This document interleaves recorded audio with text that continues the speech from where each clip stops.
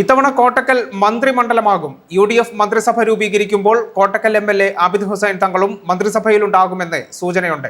തുടരെ 3 തവണയായി കോട്ടക്കലിനെ പ്രതിനിധീകരിക്കുന്ന ആബിദ് ഹുസൈൻ തങ്ങൾ മന്ത്രിയായാൽ മന്ത്രിയില്ലാ മണ്ഡലം എന്ന ചീത്തപ്പേരും കോട്ടക്കലിൽ നിന്ന് മാഞ്ഞുപോകും. ഹാട്രിക് വിജയം, അതും ഓരോ തവണയും ഭൂരിപക്ഷം വർദ്ധിപ്പിച്ചുകൊണ്ടുള്ള വിജയം. പ്രൊഫസർ ആബിദ് ഹുസൈൻ തങ്ങളെന്ന കരുത്തുറ്റ പോരാളിക്ക് മന്ത്രിസഭയിൽ ഇടം നേടിക്കൊടുക്കാൻ ഇതിൽ കൂടുതൽ മറ്റെന്തു യോഗ്യത വേണം? UDF ഐതിഹാസിക വിജയം നേടിയ ഇക്കുറി UDF മന്ത്രിസഭ രൂപീകരിക്കുമ്പോൾ ചരിത്ര വിജയം നേടിയ ആബിദ് ഹുസൈൻ തങ്ങൾ എന്തായാലും മന്ത്രിസഭയിലുണ്ടാകുമെന്ന കാര്യത്തിൽ ഏറെക്കുറെ വ്യക്തമായ സൂചന തന്നെ ലഭിച്ചിട്ടുണ്ട്. കോട്ടക്കൽ മണ്ഡലത്തിന്റെ 4 തെരഞ്ഞെടുപ്പുകളുടെ ചരിത്രത്തിലെ ഏറ്റവും ഉയർന്ന ഭൂരിപക്ഷം നേടിയാണ് ഇത്തവണ പ്രൊഫസർ KK ആബിദ് ഹുസൈൻ തങ്ങൾ തെരഞ്ഞെടുക്കപ്പെട്ടിട്ടുള്ളത്.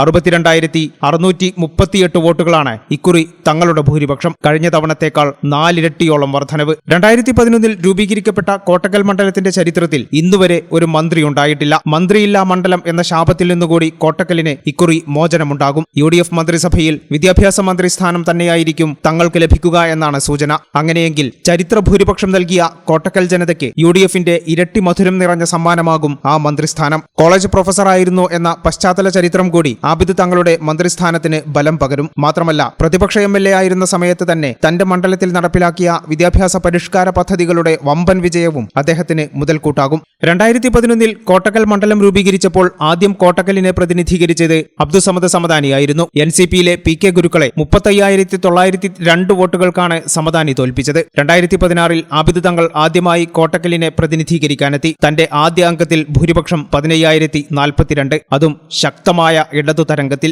2021 ഇടതു തരംഗം ആവർത്തിച്ചപ്പോഴും കോട്ടക്കൽ ആബിദ് തങ്ങൾക്കു പിന്നിൽ ഉറച്ചുനിന്നു. ഭൂരിപക്ഷം വർദ്ധിപ്പിച്ചു 16,588. 2026 വീശിയടിച്ച UDF തരംഗത്തിൽ ഭൂരിപക്ഷം റെക്കോർഡിലേക്ക് കുതിച്ചു കയറി. 62,638 വോട്ടുകൾക്കാണ് പ്രീതി കൊഞ്ചത്തിനെ തോൽപ്പിച്ച് ആബിദ് തങ്ങൾ തുടർച്ചയായ 3ാം തവണയും നിയമസഭയിലെത്തിയിട്ടുള്ളത്.